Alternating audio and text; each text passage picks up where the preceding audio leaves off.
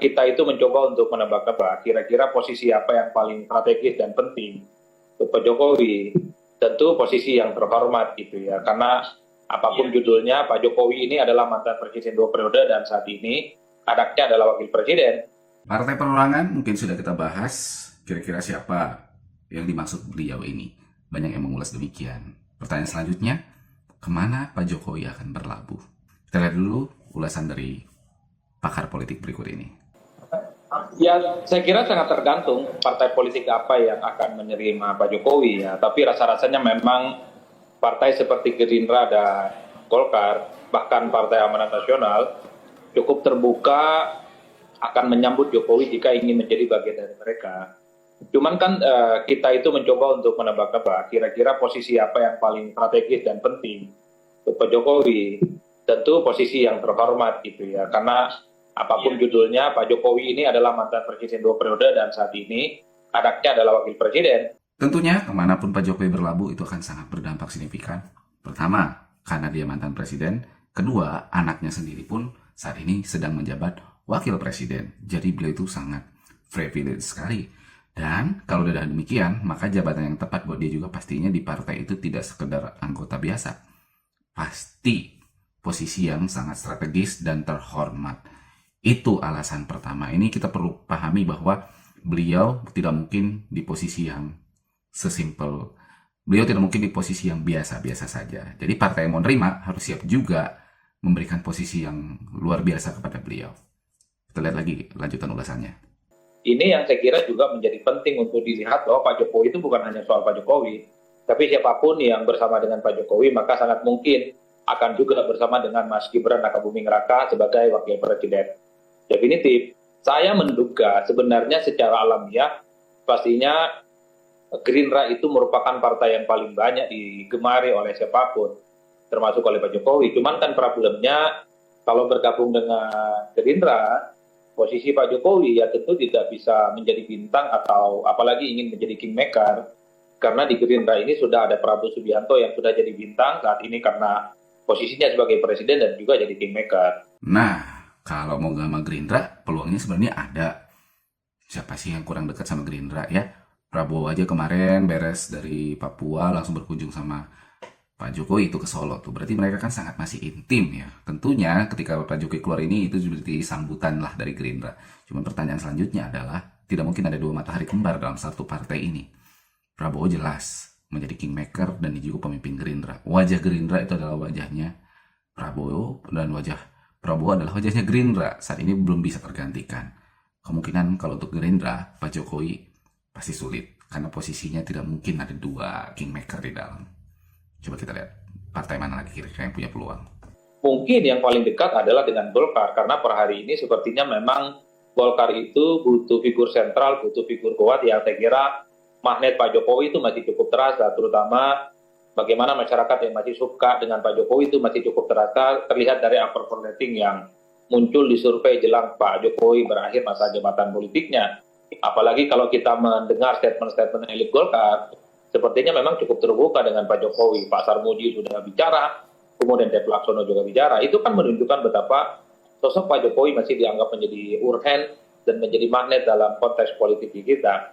Jadi dalam konteks itulah sebenarnya secara irisan politik, secara chemistry dan sejak lama Jokowi itu sudah dikaitkan dengan Golkar. Nah, tinggal apakah Pak Jokowi itu tertarik untuk menjadi bagian dari Golkar ataupun tidak. Karena saya meyakini bahwa kalau Pak Jokowi di Golkar rasa-rasanya Mas Gibran juga akan menjadi bagian dari Golkar. Oleh karena itu, kalau Golkar dengan Pak Jokowi, dengan Gibran, maka bisa dipastikan Golkar itu juga akan punya wakil presiden untuk 5 tahun yang akan datang.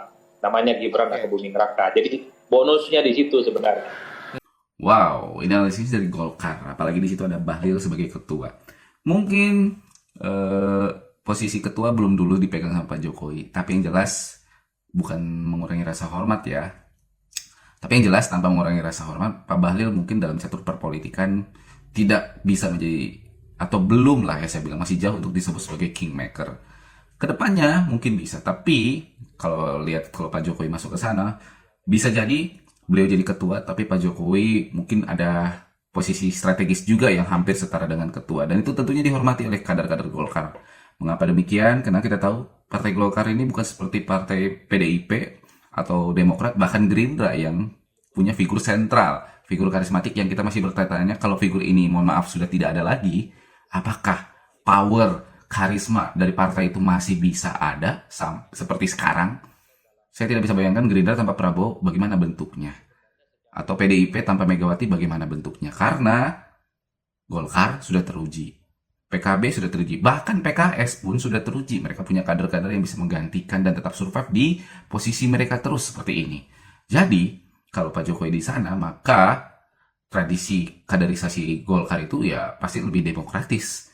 Mungkin Pak Jokowinya hanya sebagai ketua, tapi ya ingat, kalau Pak Jokowi ke sana, kata Pak Adi Praitno tadi, anaknya bisa ikut, yaitu Gibran. Kalau Gibran juga ikut, maka 2029 nanti peluang cawapres atau bahkan capres dari Golkar pun bisa dikeluarkan. Itu bonusnya buat Golkar nanti. Jadi peluang besar juga nih buat Golkar kalau mau merekrut Pak Jokowi.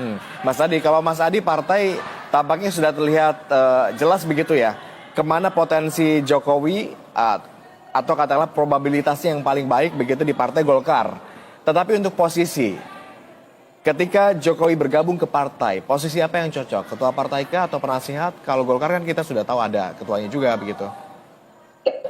Ya sebenarnya semua posisi cukup cocok buat Pak Jokowi. Bisa Dewan Kehormatan, bisa Dewan Penasehat, bisa Dewan Pembina, bisa apa saja. Karena Pak Jokowi ini adalah mantan presiden 2 periode, kemudian adalah mantan gubernur dan mantan wali kota Solo. Jadi pengalaman politik itu yang saya kira memang cukup menentukan bagaimana sebenarnya di posisi manapun, tentu di posisi-posisi kunci ya Pak Jokowi itu sangat layak ya. Per hari ini misalnya ada yang mengatakan bahwa Pak Jokowi itu adalah anggota kehormatan bersama dengan Gibran di Partai Golkar ya. Cuman secara definitif Jokowi belum bisa memastikan partai mana yang kemudian akan memberikan dukungan politiknya.